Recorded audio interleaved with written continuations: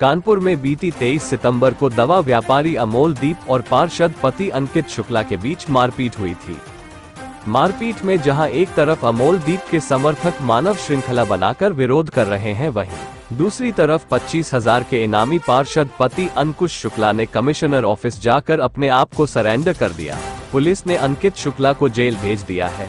अंकित शुक्ला की पत्नी पार्षद सौम्या शुक्ला का कहना है कि हमें योगी सरकार पर पूरा भरोसा है। जिस तरह इस घटना को तूल दिया गया, ये कोई इतनी बड़ी घटना नहीं थी। हमें न्याय की उम्मीद है और हमें न्याय मिलेगा। अमोल दीप की मेडिकल रिपोर्ट पर उनका कहना है कि अमोल दीप की आंखें पहले से ही दिक्कत कर रही थी। इस मेडिकल रिपोर्ट की हम दोबारा जांच कराएंगे ताकि सच सामने आ सके। दिल्ली ग्लो न्यूज के लिए कानपुर से संवाददाता सुजीत कुमार की खास रिपोर्ट।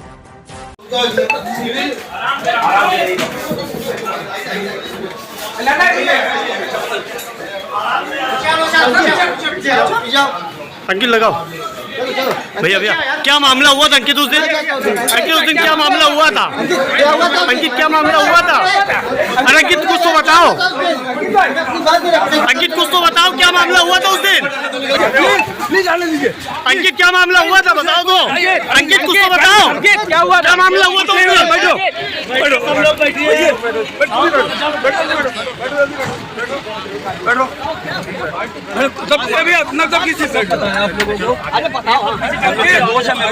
अंकित क्या हुआ था? अंकित क्या हुआ था?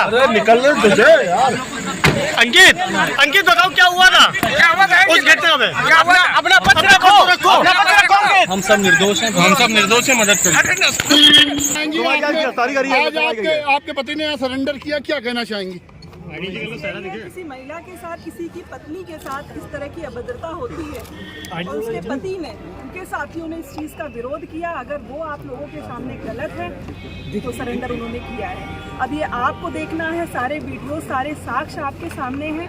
आप खुद ही देखिए किसकी गलती है, किसकी नहीं। सौम्या जी क्या कहना चाहेंगे, क्योंकि कहीं ना कहीं कानपुर पुलिस भी दबाव बना रही थी, क्योंकि इनाम घोषित किया था आपके पति के ऊपर और उनके साथियों के ऊपर, उस पर क्या कहना चाहेंगे? मुझे पता नहीं कि इस चीज़ का दबाव है प्रशासन के ऊपर, क्या सांप्रदायिकता मोड़ ले रही है इस घटना के लिए, कि उन्होंने किसी तरह का, हम लोग का कोई भी पुलिस रिकॉर्ड नहीं है, किसी तरह का कोई छोटा से छोटा मुकदमा नहीं है, और उन्होंने इस तरह से इनाम घोषित कर दिया, पूरा का पूरा हम लोग को आरोपी साबित कर दिया। मतलब जैसे हम लोग कोई क्रिमिनल है, किसी का मर्डर कराया है हमने। जिस तरह से पुलिस ने वीडियो फुटेज निकाले हैं, तो क्या वो वीडियो फुटेज आपको देखने को मिले?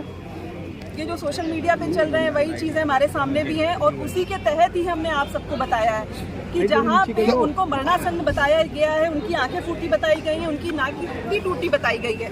आपने वीडियो देखा होगा, उसमें साफ साफ वो खड़े हुए तमाशा देख रहे हैं, कहीं चोटें नहीं है, कुछ भी नहीं है। अगर किसी की आंख फूट जाती है तो क्या वो इस तरह से खड़ा रह पाएगा? सौम्या जी, एक बड़ा सवाल ये भी है कि कानपुर शहर में भाजपा के दो फाड़ हो गए इस प्रकरण के बाद से, क्या कहना चाहेंगी? क्योंकि सांसद एक तरफ है, विधानसभा अध्यक्ष एक तरफ है, नहीं कहना क्या चाहेंगी? ये इसमें कुछ भी नहीं कहना चाहूंगी, आगे जो भी आएगा वो आपके सामने रहेगा। पार्षद पति ने ना सरेंडर कर दिया है, क्या पूरा? 24 तारीख को सुबह 1 बजे जो घटना रायपुरवा थाना क्षेत्र पे कोटी की चौराहे के पास हुई थी, उसमें मुकदमा दर्ज किया गया था, और मुकदमा दर्ज करने के बाद सब्सिक्वेंटली धाराएं भी बढ़ाई गई थी, 326, 148, 149। कल नॉन अवेलेबल वारंट इशू किया गया था माननीय न्यायालय के द्वारा 5 अभियुक्तों के विरुद्ध, और आज 5 अभियुक्त जो है अपने आप को विधि के समक्ष समर्पित किए हैं। उन्होंने विवेचना में पूरा सहयोग जो है करने का आश्वासन दिया है। इन 5 अभियुक्तों को गिरफ्तार किया गया है, और गिरफ्तार किए जाने के बाद इन 5 अभियुक्तों के साथ जो विधिक न्यायिक कार्यवाही है वो की जाएगी। इनसे पूछताछ की जा रही है। जो वीडियो फुटेजेज हमारे पास हैं, उन वीडियो फुटेजेज के फीड के साथ इनके बयानों की मैचिंग और मिसमैचिंग को एग्जामिन किया जाएगा। इसके बाद हम जो अन्य बयान हमारे पास है उससे भी इनके बयानों को सामने रखते हुए एग्जामिन करेंगे, और हम माननीय न्यायालय के पास ले जाएंगे और जुडिशियल रिमांड के लिए माननीय न्यायालय से आवेदन करेंगे। देखिए, इन लोगों की मांग थी, बीजेपी पार्षद सौम्या शुक्ला जो कि अभियुक्त अंकित शुक्ला के पति हैं, उनकी मांग थी कि उनका फेयर एग्जामिनेशन और इन्वेस्टिगेशन का डिमांड था और उसको इंश्योर किया जाना चाहिए। इन लोगों की एक बात शुरू से रही है कि मेडिकल जो है वो सही तरीके से होना चाहिए। तो हम लोगों ने अपनी तरफ से इनसे कहा है और दोनों पक्षों से कहा है कि हम जिलाधिकारी महोदय को कह के सीएमओ के नेतृत्व में मेडिकल का पैनल बना देंगे। आप अपने भी अगर किसी डॉक्टर को जानते हैं तो आप भी बता दो और दूसरा पक्ष अगर जानता है तो वो भी बता दे।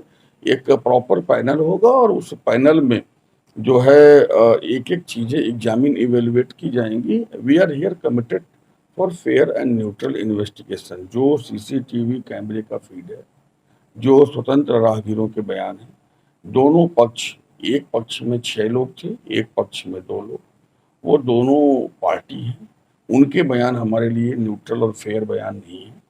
तो जो स्वतंत्र और राहगीर थे जिन्होंने 112 पे फ़ोन किया था, जिन्होंने उस समय देखा था, पुलिस के कर्मी जो उस समय वहाँ पहुँचे थे, सीसीटीवी कैमरे की फीड जो दिखाई दे रही है, मेडिकल की रिपोर्ट जो एक्सपर्ट्स ओपिनियन के बाद सामने आएगी, उसके बाद जो सही कार्यवाही है वो हम कर रहे हैं।